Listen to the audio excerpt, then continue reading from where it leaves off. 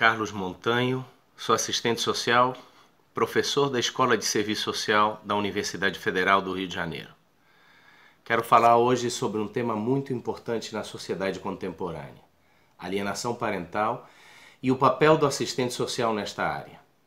Trata-se de um fenômeno que expressa o drama de milhões de crianças, de pais, de mães, de famílias, numa época de clara transição histórica.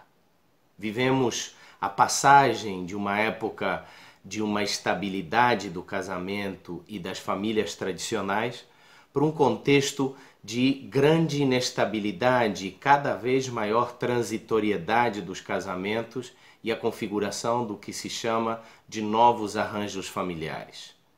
É neste contexto histórico de transição que a justiça passa a ser acionada para regrar, para determinar comportamentos até agora não definidos e aceitos socialmente não generalizados.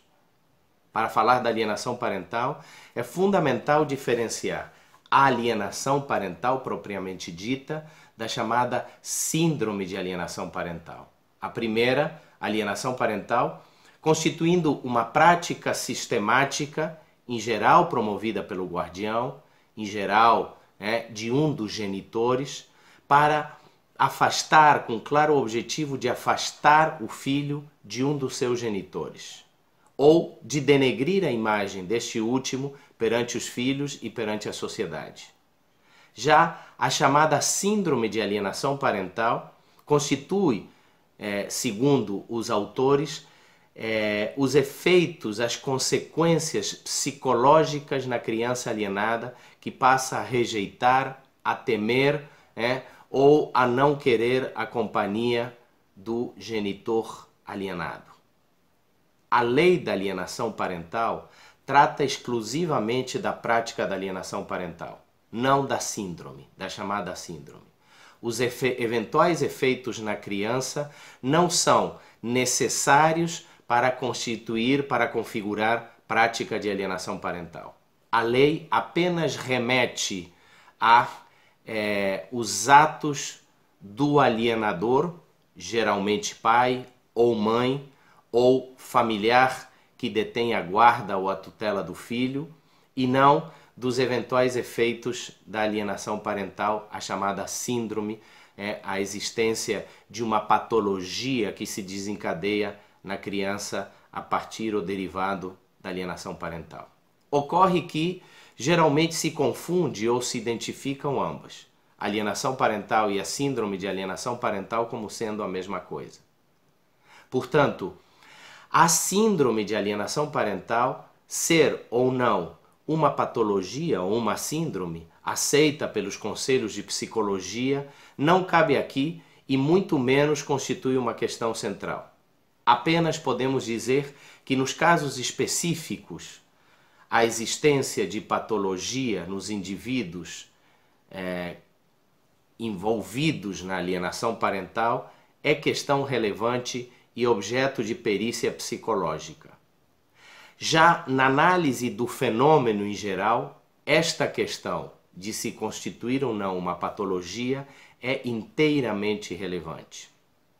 O que sim podemos dizer que, independentemente da derivação na criança de uma eventual patologia, de uma eventual síndrome de alienação parental, mesmo inexistindo esta, a prática da alienação parental provoca profundo sofrimento nas crianças e perdas irreparáveis, tal como nas palavras da psicóloga Andréia Calçada. Assim, o afastamento do filho de um dos genitores, o que leva ao desapego, a perda do duplo referencial parental, absolutamente necessário para a constituição e desenvolvimento da personalidade, as eventuais falsas memórias instaladas a partir da prática da alienação parental, o sentimento de abandono que se instaura na criança que sofre de alienação parental e, finalmente, um eventual sentimento de culpa, a criança assumindo a responsabilidade e a culpa daquela situação. É por tal motivo que a Lei 12.318 de 2010, a chamada Lei da Alienação Parental, qualifica a alienação parental como abuso moral, enquanto a mais recente Lei 13.431 de 2017, que altera alguns artigos do Estatuto da Criança e Adolescente, do ECA, a qualifica como violência psicológica. Apesar de tudo isto, nos dias atuais, a lei da alienação parental é objeto de debates e polêmicas. Por um lado, aqueles que pretendem criminalizar a alienação parental, tornar a alienação parental um crime a partir do projeto de lei recentemente arquivado, com pena de reclusão. Por outro lado, aqueles que pretendem naturalizar a alienação parental como se fosse algo normal, natural, ou que pretendem negá-la como se não existisse este fenômeno, ou até acusando a alienação parental, a lei da alienação parental, como uma lei machista, como um instrumento de proteção de agressores. Não cabe aqui, podemos dizer, aprofundar sobre estas questões. Apenas queremos afirmar a nossa profunda discordância tanto com a criminalização da alienação parental como com a sua naturalização ou negação. A lei da alienação parental, na verdade, assim como a lei da guarda compartilhada, são instrumentos de proteção dos direitos das crianças e dos adolescentes, particularmente o direito à convivência familiar. Portanto, não podem ser avaliadas em função de uma suposta oposição ou o que podemos chamar de uma suposta guerra dos sexos. Muito menos devem ser submetidas estas leis a tais lógicas de guerra dos sexos. A guarda compartilhada, certamente, mesmo não garantindo a completa eliminação da alienação parental, ela é, de certo, um forte instrumento para a sua inibição. Se o principal objetivo da alienação parental é o afastamento da criança e do adolescente do outro genitor ou genitora, a guarda compartilhada, com convivência equilibrada com ambos os genitores, ou com convivência ainda melhor, igualitária com ambos, certamente vai esvaziar o conteúdo deste objetivo. E, portanto, a guarda compartilhada com igualdade parental, com convivência igualitária, contribui para desestimular e inibir a prática da alienação parental. Pelo menos eliminando um dos seus efeitos, o principal efeito, o afastamento da criança de um dos seus genitores. A guarda compartilhada com igualdade parental, portanto, constitui um instrumento para garantir os direitos das crianças e um forte antídoto contra a alienação parental. É ainda um instrumento orientado na igualdade de gênero e na desconstrução dos papéis tradicionais para homens e mulheres, combatendo, portanto, o sexismo e o conservadorismo. Assim, desta forma, a guarda compartilhada com igualdade parental constitui um claro desdobramento dos pilares fundamentais das lutas feministas e acompanha os avanços sociais das mulheres na esfera pública e laborativa e dos homens ocupando cada vez uma maior presença no interior do lar e particularmente no cuidado das crianças. Qual é o papel neste fenômeno do assistente social? Mesmo os estudos sociais, laudos, pareceres, etc., do assistente sociais, se focarem nas questões específicas das varas de família e mesmo se restringindo ao campo de intervenção profissional, é importante ressaltar que é fundamental uma visão de totalidade que articule os diversos processos numa mesma história. É fundamental o tratamento igualitário das partes por parte do técnico, do perito, para o entendimento desta história única e para a elaboração do estudo social, tendo como horizonte e como fundamento a verdade e a justiça. Cabe assim ao assistente social, nos casos de guarda, verificar as condições de convivência de ambos os genitores com seus filhos. Já nos casos onde, havendo ou não denúncia, pode haver indícios de alienação parental, o assistente social deve verificar, existindo ou não demanda, a eventual existência de indícios de alienação parental.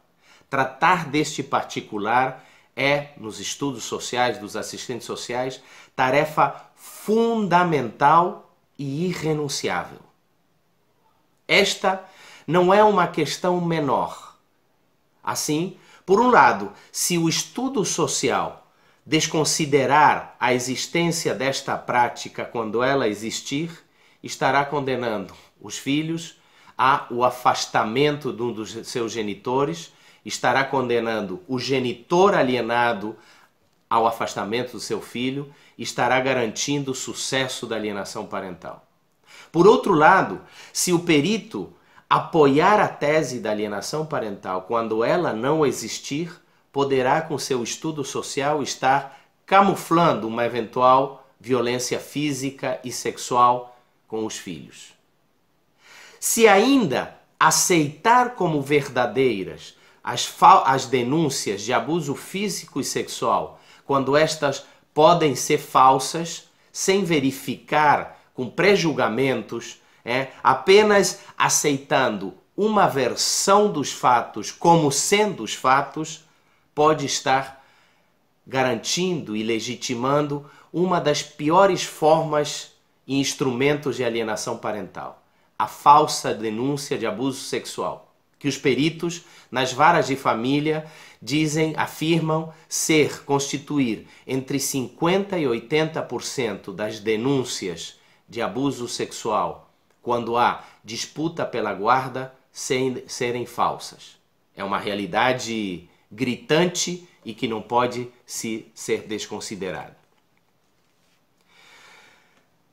Constatando alienação parental, o perito não deve perseguir a atitude punitiva, uma lógica punitiva, uma criminalização da alienação parental, o que significaria, entre outras coisas, ainda reproduzir maiores formas de pena, de sofrimento para os filhos. O fundamento não é o de punir e de castigar, mas o fundamento na intervenção do assistente social nesta área é o de preveni-la e inibi-la. Porém, não orientar a perícia numa atitude, numa lógica punitiva, não pode levar o técnico, o perito, a ignorar a realidade e os seus efeitos. Devemos considerar o fenômeno da alienação parental como uma particularidade da sociedade contemporânea, capitalista, patriarcal, machista, como uma sociedade permeada por valores morais, religiosos e conservadores. Alienação parental, numa perspectiva crítica e de totalidade, deve ser entendida pelo perito assistente social como mais uma manifestação da questão social. Não obstante isso, por um lado, há os que naturalizam a alienação parental, os que negam a alienação parental, como se fosse normal ou inexistente, e, por outro lado, os que tentam criminalizá-la. O assistente social, ao compreender a alienação parental numa perspectiva crítica e de totalidade, como uma manifestação da questão social, não deve nem naturalizá-la, nem negá-la e nem criminalizá-la. Mas, ao contrário, a prática, a intervenção do assistente social deve perseguir a inibição individual e a prevenção social. Quais são os aspectos a observar por parte do assistente social? Em primeiro lugar, análise das condições de pais, mães e ou tutores para a guarda compartilhada, a convivência e a residência das crianças e adolescentes. Por outro lado, a observância dos processos onde há denúncia de abuso sexual ou violência física contra a criança. O assistente social não pode deixar de de olhar, não pode dar as costas para uma denúncia de abuso sexual, mas também não pode dar as costas para o fato de uma denúncia poder constituir uma falsa denúncia. O assistente social deve apurar as provas, deve ouvir as diversas versões sobre os fatos para formar uma opinião. Ignorar uma denúncia de abuso sexual ou físico, desestimá-la, se verdadeira, pode levar a condenar o filho à continuidade, a continuar sendo vítima desta prática. Porém, aceitar a denúncia como verdadeira, quando ela pode ser falsa, pode levar a condenar ao filho ao afastamento do outro genitor alienado e, portanto, legitimar e garantir o sucesso da alienação parental. Em terceiro lugar, a observância do assistente social dos atos ou práticas da alienação parental. Existindo ou não denúncia da alienação parental, o assistente social deve olhar para a eventual existência de indícios da alienação parental e verificar sua veracidade.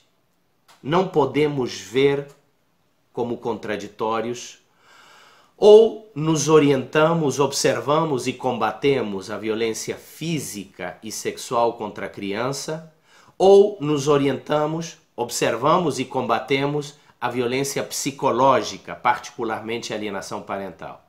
Na verdade, o perito, particularmente o assistente social, deve orientar a sua ação, a sua perícia, o seu laudo, os seus estudos sociais, tanto para observar e combater a eventual existência de violência física e sexual e abuso sexual, como a violência psicológica, o abuso moral, alienação parental em particular.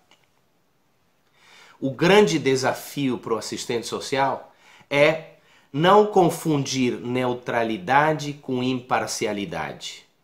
O perito não é um ator neutro, não é indiferente em face dos fatos, mas é orientado a partir de valores e princípios éticos constitutivos do Código de Ética do projeto ético-político. Mas deve ser um ator imparcial, tratando os diversos envolvidos com imparcialidade, verificando as várias versões dos fatos, assim como dando atenção às provas presentes nos autos, e a partir das entrevistas e verificações e observações.